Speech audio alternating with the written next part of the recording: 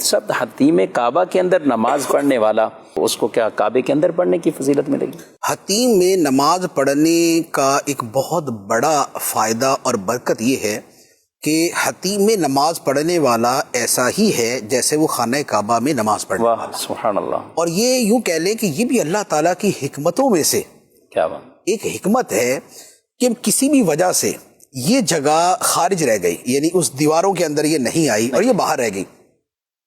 ورنہ جیسے آج کے زمانے میں ہم دیکھتے ہیں کہ خانہ کعبہ کے اندر جا کے نماز پڑھنا جو ہے یہ عام آدمی کے لیے پاسبل نہیں ہے. صحیح. اچھا پاسبل یوں بھی نہیں ہے کہ ویسے ہی بند ہے، یعنی کہ کیا ہوا ہے اور خاص جو ہے نا وہ شخصیات کے لیے ہی اسے اوپن کیا جاتا ہے.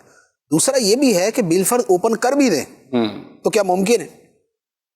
ہاں ویسے بھی یعنی اس رش میں عوام لوگ جتنی تعداد ہے اگر واقعتاً اس کے لیے اسے کھول دیا جائے بھی پڑھ لو تو آپ یہ سمجھ لیں کہ ہزاروں لوگ مر جائیں گے وہاں پر.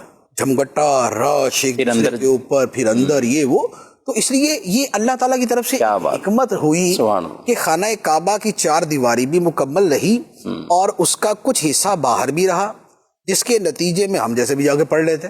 کیا بات. جس کو موقع ملتا ہے خواتین بھی پڑھ لیتی ہیں، مرد بھی پڑھ لیتے ہیں. میں نے بھی الحمدللہ وہاں پر جو ہے وہ نوافل ادا کیے ہیں حتیم کے اندر، اور بہت ہی یعنی یوں کہہ لے کہ اچھے انداز میں.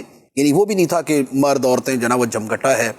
بس بائی چانس ایسا موقع مل گیا کہ رش نہیں تھا اور چند ایک مرد ہی تھے تو ہم بھی اندر چلے گئے، جا کے اندر نوافل ادا کیے، بیٹھے رہے، پڑھتے رہے.